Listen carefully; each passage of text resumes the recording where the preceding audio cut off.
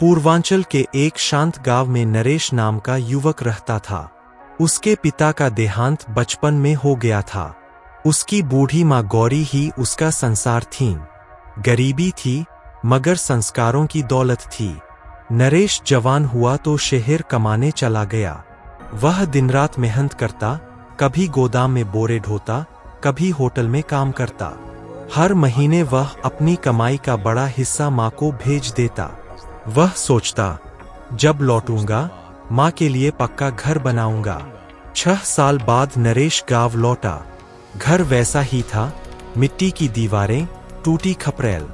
नरेश के मन में सवाल उठा, माँ, मैंने जो पैसे भेजे वो कहाँ है?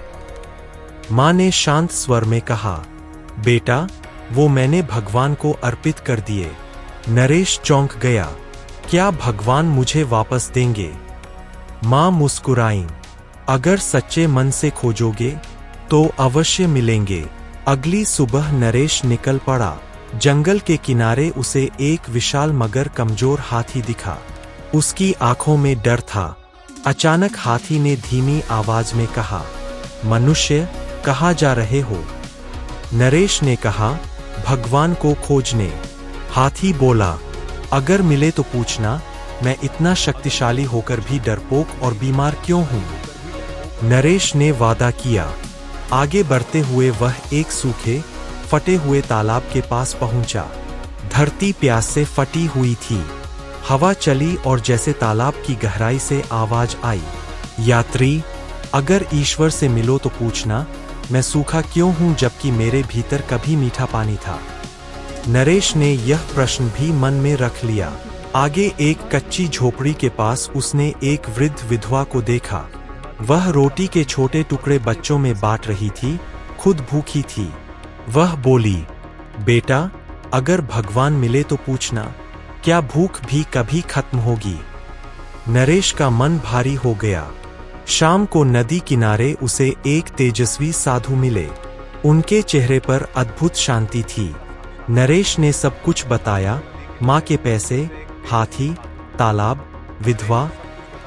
साधु मुस्कुराए, भगवान तुम्हारे गांव की ओर जा चुके हैं। पर उत्तर सुन लो।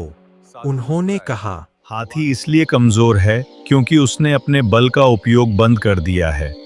जब तक वो किसी का सहारा नहीं बनेगा, उसका भय नहीं जाएगा। तालाब इसलिए सूखा है क्योंकि उसकी गहराई में एक बड़ा पत्थर स्रोत को रोक रहा है। विधवा की भूख इसलिए है क्योंकि गांव के लोग बांटना भूल गए हैं। नरेश चुप था। साधु बोले, ईश्वर को खोजने निकले हो, पर शायद ईश्वर तुम्हें खोज रहे हैं। और परिवर्तन। सबसे पहले वो हाथी के पास गया। उसने उसे लोगों का सामान ढोने में मदद करने को प्रेरित किया। धीरे धीरे हाथी मजबूत और निडर हो गया। फिर वह तालाब के पास गया। गांव वालों को बुलाया। सबने मिलकर पत्थर हटाया। अंदर से मीठे पानी का झरना फूट पड़ा। तालाब विधवा के लिए अन्न का प्रबंध किया और कुत्ते को अपने साथ घर ले आया। असली खजाना। जब तालाब की खुदाई पूरी हुई तो नीचे से मिट्टी के घड़े निकले। उनमें पुराने चांदी के सिक्के थे। बोले, ये तो वर्षों पुराना खजाना है। सबने आग्रह किया कि नरेश इसे रख ले, पर उसने कहा, यह सब गांव का है। घर पहुंचते ही माँ ने पूछा, क्या भगवान मिले? नरेश की आंखें चमक रही थीं। वह बोला, हाँ माँ, भगवान हाथी की सेवा में थे, तालाब के जल में थे, विधवा की मुस्कान में थे और उस बच्चे की आंखों में थे, और जो तुमने उनके नाम पर दिया था वो कई गुना बनकर लौट आया। माँ ने आशीर्वाद दिया, ईश्वर सोने चांदी में नहीं, साझा किए गए सुख में रहते हैं। जो भी सच्चे मन से बांटा जाता है वह कभी नष्ट नहीं होता, वह बढ़कर लौटकर आता है।